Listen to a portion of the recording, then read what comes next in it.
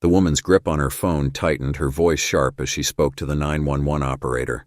"There's a young man here and he looks suspicious," she said, her tone heavy with urgency and certainty. Nearby, a 15-year-old boy named Marcus sat beneath the shade of an old oak tree, quietly enjoying the afternoon. Unaware of the storm brewing just steps away, his world was about to be turned upside down by an accusation he never saw coming. The golden rays of the afternoon sun filtered through the tall trees of Willow Grove Park, painting the grass in shades of amber and green. Marcus Green, a thoughtful 15-year-old with a book in hand, leaned back against the sturdy trunk of an old oak tree. This park was his sanctuary, a place where he could escape the pressures of school and life, even if just for an hour or two.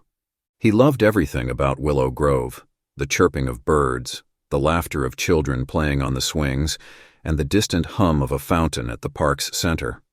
It was one of the few places where he felt truly at peace.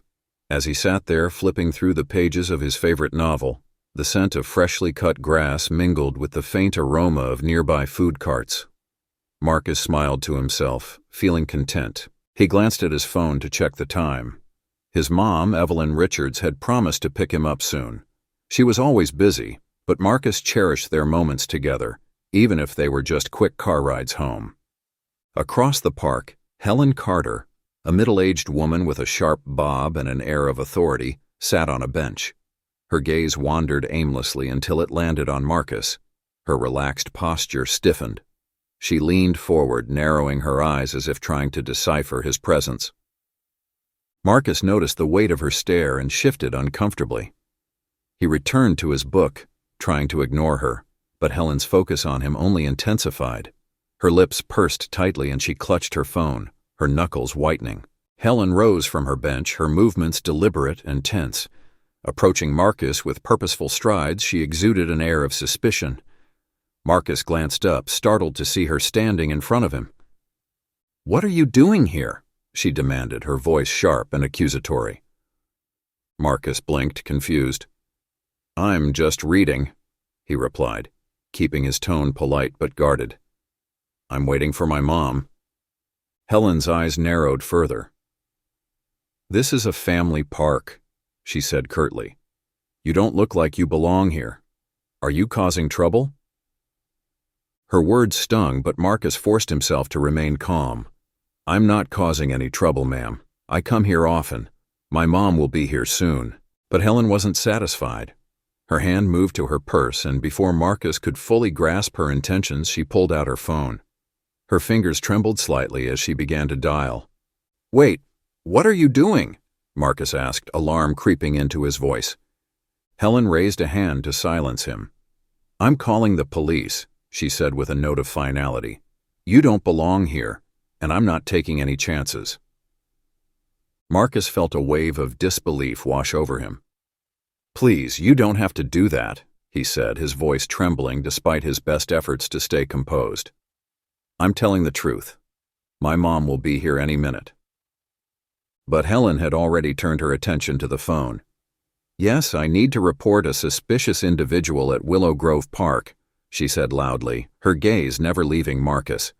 "He looks like he's up to something." Marcus's chest tightened. He wanted to run, but he knew better. His mom had always taught him to remain calm in situations like these, to never make sudden movements. Yet his heart pounded as he watched Helen paint a picture of him as a threat. "Please don't do this," Marcus pleaded again, his voice barely above a whisper. But Helen ignored him, her conviction growing with every word she spoke into the phone. The sun that had felt so warm and inviting earlier now seemed glaring and harsh. Marcus stood there, frozen as the weight of the moment pressed down on him. In the distance, the faint sound of sirens grew louder, cutting through the tranquility of the park like a blade. He clenched his fists not in anger but in an attempt to steady himself. He wasn't sure what would happen next, but he knew one thing. This quiet afternoon in the park was about to take a dark and unexpected turn. The serene atmosphere of Willow Grove Park shattered as the distant sound of sirens pierced the air. Marcus stood frozen, his hands at his sides, palms slightly damp. His heart pounded, each beat louder than the last. He glanced around the park, hoping someone would intervene, someone who might see that he wasn't a threat. But the onlookers either averted their gazes or watched from a distance, unsure of what to do. Helen Carter stood a few feet away, clutching her phone like a lifeline. Her voice was loud and deliberate as she relayed her version of events to the 911 operator. "Yes, he's loitering near the benches, and I've seen him pacing. He looks suspicious. You need to send someone quickly," she said, her tone tinged with urgency and self-assurance. Marcus opened his mouth to protest but stopped himself. He knew better than to argue, especially with someone like her. He had seen enough stories on the news to understand how situations like this could escalate dangerously, especially for someone who looked like him. He stood still, making sure his hands were visible, silently praying his mother would arrive soon. The sirens grew louder, and moments later 2 squad cars screeched to a halt near the park entrance. The flashing red and blue lights painted the scene in alternating hues, drawing the attention of parkgoers who had been obliviously enjoying their afternoon. Helen straightened her posture, her expression triumphant, as if her suspicions had been vindicated. Marcus's stomach churned as the car doors opened and 4 officers stepped out, their expressions unreadable. They moved with measured steps, scanning the park before their eyes settled on Marcus. He felt a cold wave of fear wash over him. "This is him," Helen called out, pointing an accusing finger in Marcus's direction. "That's the boy I called about." The officers approached, their movements deliberate but not rushed. One of them, a tall man with a stern face, took the lead. "We got a report about suspicious activity," he said, his voice calm but firm. "What's going on here?" Marcus took a deep breath, willing himself to stay composed. "I'm just waiting for my mom," he said, his voice steady but tinged with anxiety. "I'm not doing anything wrong. I come here all the time." Helen stepped closer, her indignation growing. "I told you he's been loitering and pacing around. It's clear he doesn't belong here." The officer glanced at Helen, then back at Marcus. "Do you have any ID, son?" he asked, his tone neutral. "No, sir," Marcus replied, shaking his head. "I'm only 15. I don't have a driver's license." The second officer, shorter but equally imposing, folded his arms. "You got a phone number for your mom? Someone we can call to confirm your story?" Marcus nodded quickly and gave them the number. He watched nervously as one of the officers stepped aside to make the call. Meanwhile, the remaining officers kept their eyes on him, their postures tense. The weight of their scrutiny was almost unbearable. A small crowd had gathered at a safe distance, their murmurs adding to the tension. Some had their phones out, recording the scene. Marcus felt the heat of their stares, knowing that this moment could end up on social media, his humiliation and fear broadcast for all to see. The officer on the phone returned, his expression neutral. "No answer," he said. "We'll have to wait until we can confirm his story." Helen crossed her arms, a self-satisfied smirk on her face. "I told you he was trouble," she said, her voice dripping with condescension. Marcus clenched his fists at his sides, resisting the urge to respond. He reminded himself of his mother's advice. Stay calm, stay respectful, stay alive. But the weight of the situation was crushing, and he wasn't sure how much longer he could hold himself together. The officers began to question him further, their skepticism evident. "Why don't you have a school ID or something to show us?" one asked. "I didn't think I'd need it," Marcus replied, his voice faltering slightly. "I was just reading and waiting for my mom." The officers exchanged a glance, their body language betraying their doubt. Marcus felt his frustration growing. No matter how calm or respectful he was, they didn't seem inclined to believe him. He looked to the growing crowd, hoping someone might speak up on his behalf, but no one did. Then, just as the tension seemed poised to boil over, the low hum of an approaching vehicle drew everyone's attention. A sleek black SUV pulled into the park's lot, its tinted windows glinting in the sun. Marcus recognized the car immediately and felt a wave of relief wash over him. His mom had arrived. The driver's door opened, and out stepped Mayor Evelyn Richards. Her sharp navy suit and commanding presence made her instantly recognizable. The officers' postures straightened as they exchanged uneasy glances.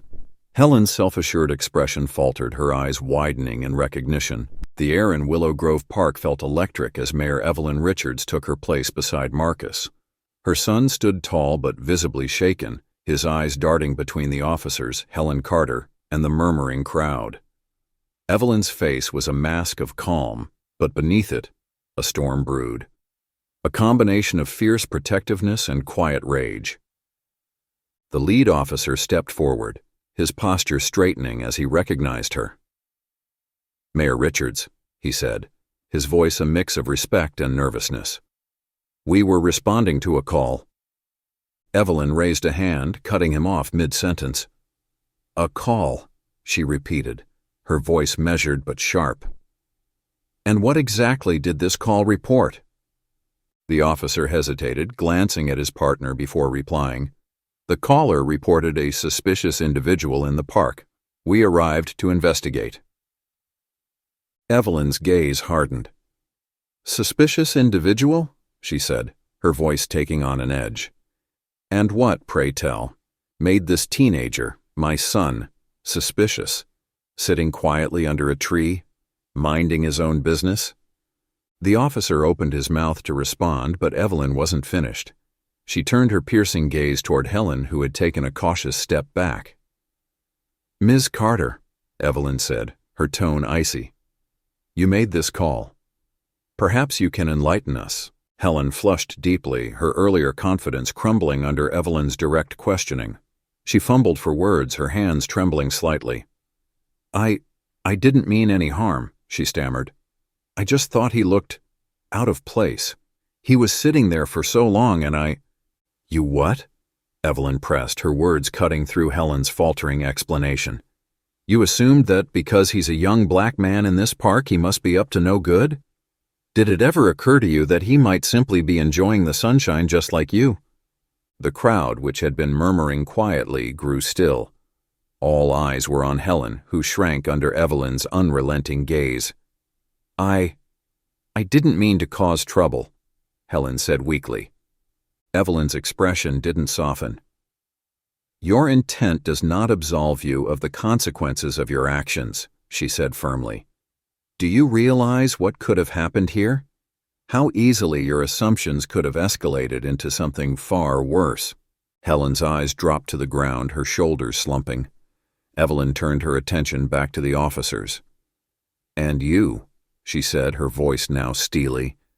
"Did you stop to question the credibility of the call? Did you approach my son with an open mind, or did you come here expecting to find a criminal?" The taller officer shifted uncomfortably, his earlier confidence visibly shaken. "We were following protocol, ma'am," he said, though his voice lacked conviction. "Then your protocol needs serious reevaluation," Evelyn shot back, "because what happened here today is unacceptable." Marcus watched his mother in awe, her strength and determination cutting through the tension like a blade. He felt a swell of pride, even as the weight of the situation lingered in his chest. Evelyn took a step closer to the officers, her tone softening slightly but losing none of its authority. "This is not just about my son," she said. "This is about every young person who has been unfairly targeted, every family who has lived in fear because of biases like the ones we've seen here today." She turned to address the crowd, her voice carrying across the park. "We cannot continue to let prejudice dictate our actions. It's time to hold ourselves accountable, to examine our own biases and commit to doing better, because if we don't, moments like this will keep happening and the consequences could be far more tragic." The crowd murmured in agreement, a few people nodding as her words sank in. Helen looked visibly shaken, her earlier indignation replaced by a deep sense of regret. "I'm sorry," she said quietly, though her words felt too small for the weight of the situation. Evelyn looked at her, her expression unreadable. "I hope you take this as a lesson," she said. "Assumptions can be dangerous. The next time you feel the urge to judge someone based on their appearance, I hope you remember this moment." With that, she placed a protective hand on Marcus's shoulder and guided him toward their car. The crowd parted to let them through, a heavy silence hanging in the air. In the SUV, Evelyn turned to Marcus, her expression softening as she studied his face. "Are you okay, sweetheart?" she asked gently. Marcus nodded, though his voice was quiet. "I'm okay, Mom. Thanks to you." Evelyn smiled, her hand resting on his. "No one has the right to make you feel small. Don't ever forget that." As they drove away, leaving the park and its tense confrontation behind, Marcus felt a mix of emotions: relief, pride, and a lingering sadness at the reality of what had just happened. But beside him, his mother's strength was a reminder that even in the face of prejudice, they could stand tall and fight for what was right. The incident at Willow Grove Park spread quickly through the community, igniting conversations across the city. Videos of the confrontation between Mayor Evelyn Richards and the officers, as well as her poignant words addressing Helen Carter's biases, went viral on social media. Comments poured in, some praising Evelyn's courage and composure, others debating the deeper issues of racial profiling and systemic bias. The city was abuzz, and everyone seemed to have an opinion. In the days following the incident, the atmosphere in Willow Grove shifted. The park, once a peaceful haven for relaxation, became a hotspot for dialogue. Groups of people gathered to discuss what had happened, many sharing their own experiences of bias and discrimination. Marcus found himself at the center of this storm, both humbled and overwhelmed by the attention. People stopped him on the street to commend his composure during the ordeal, but he couldn't shake the feeling of frustration. He hadn't wanted to become a symbol of anything, he just wanted to sit in the park like anyone else. One evening, Marcus sat with his mother at their kitchen table, scrolling through the countless messages and comments on social media. Some were encouraging, others harsh, but all reflected the complexity of the moment. "Do you think any of this will actually change things?" Marcus asked, his voice tinged with skepticism. Evelyn looked at him thoughtfully. "Change doesn't happen overnight, Marcus," she said. "But every conversation, every hard question we ask ourselves is a step forward. You've sparked something here, even if it feels small right now." At school, Marcus's classmates were abuzz with the story. Though many had seen the video online, hearing Marcus recount the experience firsthand made the incident hit closer to home. His teacher invited him to speak at a school forum, giving him the chance to share his thoughts. Standing in front of his peers, Marcus felt his palms sweat and his heart race. But as he looked out at the expectant faces, he found his voice. "I wasn't doing anything wrong that day," he began, his tone steady despite his nerves. "I was just sitting in the park waiting for my mom. But because of how I look, someone assumed I didn't belong." His classmates listened intently, some looking uncomfortable as Marcus described the fear and humiliation he had felt. "This isn't just about me," he continued. "It's about how quick we are to judge people, how we let fear and stereotypes shape the way we see each other. We can do better. We have to." The room erupted into applause as Marcus stepped down, his heart pounding with a mix of relief and pride. Later, several classmates approached him, thanking him for speaking up and admitting they had never considered how their own biases might affect others. Meanwhile, Helen Carter found herself at the center of public scrutiny. Her name was plastered across news articles and social media, and many in the community criticized her for her actions. Realizing the gravity of her mistake, Helen issued a public apology during a local news interview. "I let my assumptions cloud my judgment," she admitted, her voice trembling. "What I did was wrong, and I deeply regret the harm I caused. This has been a wake-up call for me to confront my own biases and educate myself." While her apology was met with mixed reactions, some applauding her willingness to take responsibility, and others dismissing it as too little, too late, Helen knew she had to do more.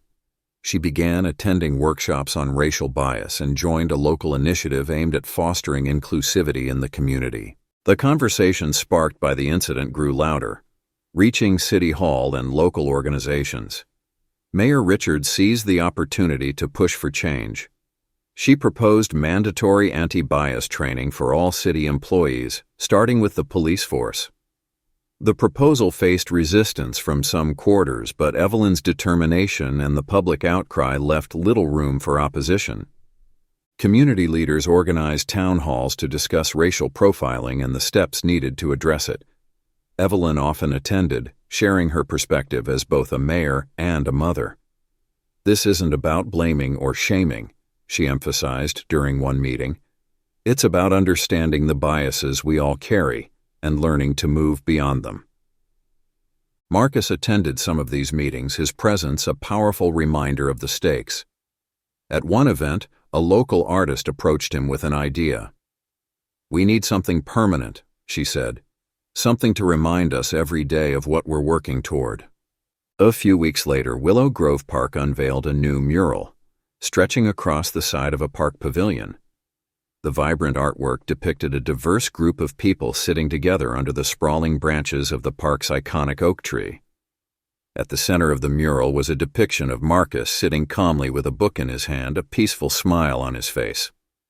The mural became a symbol of unity and belonging, a reminder of the progress the community was striving for. For Marcus, seeing himself in the mural was both humbling and empowering. It wasn't just about him, it was about the change they were all working toward together. As Marcus walked through the park one sunny afternoon, he felt a sense of hope he hadn't expected. The incident had been painful, but it had also sparked something bigger. People were talking, listening, and beginning to see each other in a new light. "It's not perfect," his mother said as they stood in front of the mural, her arm around his shoulder. "But it's a start." Marcus nodded, a small smile playing on his lips. He knew the road ahead was long, but for the first time it felt like they were heading in the right direction. The aftermath of the park incident was a catalyst for change that rippled through the community. Willow Grove, once a quiet neighborhood park, had become a symbol of both the challenges and opportunities of confronting prejudice. The voices demanding action grew louder, and the city began to respond. Mayor Evelyn Richards wasted no time in proposing comprehensive changes. During a heated city council meeting, she presented her plan for mandatory anti-bias training for all city employees, starting with the police force. "We cannot afford to let bias, whether implicit or explicit, dictate how we serve our community," Evelyn said, her voice firm and unwavering. "This is about more than this one incident. It's about creating a city where everyone feels safe, seen, and respected." While some council members were hesitant, fearing backlash or the cost of implementing such programs, Evelyn's conviction carried the day. Backed by community leaders, educators, and local organizations, the proposal passed by a narrow margin. The city's police force, along with all public employees, would undergo regular training to address bias and improve community relations. These sessions weren't just lectures, they included role-playing exercises, discussions led by civil rights advocates, and opportunities for participants to confront their own biases in a constructive environment. The officers who had questioned Marcus at the park were among the first to attend. Though resistant at first, they admitted in later interviews that the training had been eye-opening. For Marcus, life after the park incident was far from normal. The unwanted attention weighed heavily on him, and he struggled to balance his role as a symbol of change with his desire for a normal teenage life. But as messages of support poured in from friends, neighbors, and even strangers, Marcus began to see the power of his voice. At his mother's encouragement, Marcus joined his school's debate team. Though hesitant at first, he soon discovered a knack for crafting arguments and presenting his ideas with clarity and confidence. His first major topic? The impact of implicit bias in everyday life. Standing at the podium during his first debate competition, Marcus felt a surge of nerves, but he steadied himself with a deep breath. "Bias isn't just a concept. It's a reality," he began, his voice gaining strength with each word. "And it's not something we can afford to ignore. It's time we face it, confront it, and work to dismantle it." The audience erupted in applause at the end of his speech, and Marcus felt a sense of pride and purpose he hadn't known before. The experience showed him that his voice mattered, and that he could use it to inspire others. Evelyn also spearheaded a series of community outreach initiatives to rebuild trust and foster understanding. The police department hosted Coffee with a Cop events, where residents could meet officers in informal settings, ask questions, and share concerns. Schools introduced diversity and inclusion workshops, and local businesses displayed signs affirming their commitment to equity and respect. At Willow Grove Park, a weekend community festival brought together people from all walks of life. Food trucks lined the paths, music played from a stage near the pavilion, and families spread out picnic blankets on the grass. Marcus was there with his mother, helping to paint a mural on the pavilion wall, a vivid celebration of the community's diversity. Helen Carter, the woman who had called the police that fateful day, also attended the festival. She had been working quietly to make amends, volunteering with local organizations and attending workshops on racial bias. Approaching Marcus and Evelyn, Helen looked visibly nervous. "I know I can't undo what I did," Helen said, her voice trembling. "But I'm trying to do better. I'm sorry for what happened."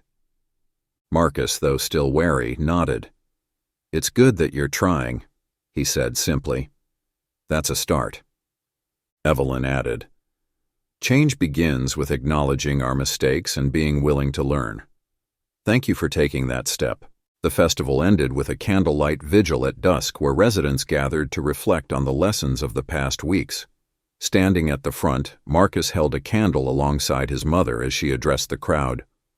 "Today is about more than one incident," Evelyn said. "It's about the kind of community we want to build, one where every person is valued and treated with dignity. We've made progress, but there's still work to be done. Let's commit to doing it together." As the flames flickered in the growing darkness, Marcus looked out at the crowd, a mix of faces young and old, from different backgrounds and experiences.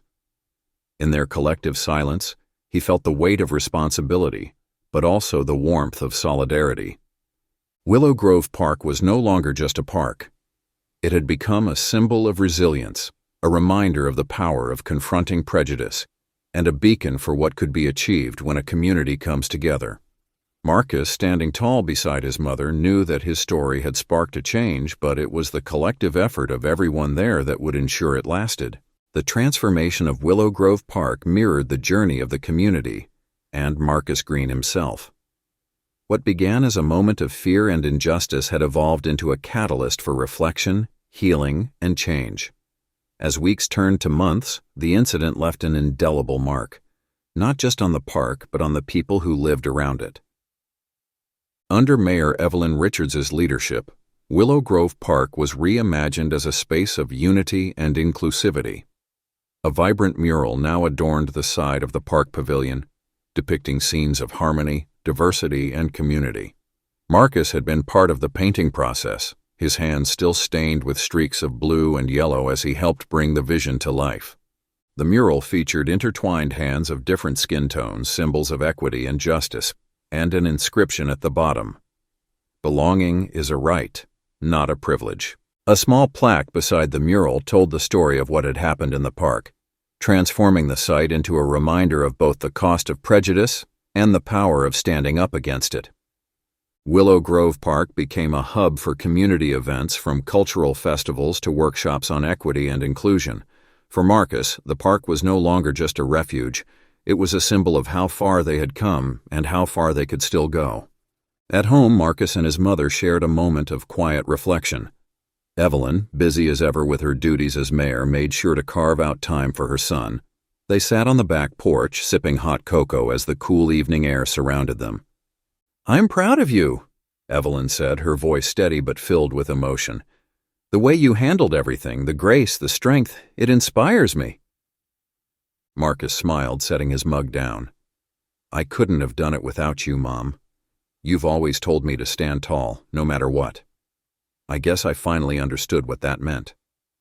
Evelyn reached over, taking his hand. "This isn't just about us, Marcus. What happened in the park, it's bigger than that. You've shown people that change is possible, even when it's hard." Marcus nodded. "It's not over, though. There's still so much to do." "There is," Evelyn agreed. "But remember, even small actions can lead to big change. You've already started something important." At his school, Marcus stood before an assembly of students and faculty. It was his first major speech, and while nervous, he felt a deep sense of purpose. His classmates, once unaware of the quiet boy's potential, now looked at him with admiration and respect. "Bias is something we all carry," Marcus began, his voice steady. It's shaped by what we see, what we hear, and what we learn growing up. But here's the thing. It's not permanent. We can challenge it. We can change it. He paused, scanning the faces in the audience. That day in the park could have ended differently, but it didn't because people spoke up. Because my mom stood up, and because we were willing to have hard conversations. Taking a deep breath, Marcus smiled. So let's keep talking, let's keep learning, and let's make this school, this city, and this world a place where everyone feels like they belong. The applause that followed was thunderous. Marcus felt a swell of pride, not just for himself, but for the collective effort of his community to rise above the pain of the past. Willow Grove Park remained a symbol of resilience and unity for years to come. The city's anti-bias training expanded to local businesses and schools, fostering a culture of awareness and empathy. Community leaders organized regular forums to keep the conversation going, ensuring that the lessons learned were not forgotten. For Marcus, life returned to a new normal. He thrived on the debate team, honing his skills as a speaker and advocate. His bond with his mother deepened, their shared experience forging an unbreakable connection. And as he walked through Willow Grove Park one sunny afternoon, he smiled at the mural, knowing it stood as a testament to everything they had endured and overcome. This story reminds us all that the fight against prejudice begins with each of us. Whether through small actions or bold steps, we have the power to make a difference. Let's choose kindness, challenge bias, and create spaces where everyone belongs. If this story moved you, don't let it end here. Subscribe to our channel for more stories that inspire, challenge, and empower. Together, we can keep these conversations alive and build a better tomorrow, one story at a time. Don't forget to like, comment, and share your thoughts below.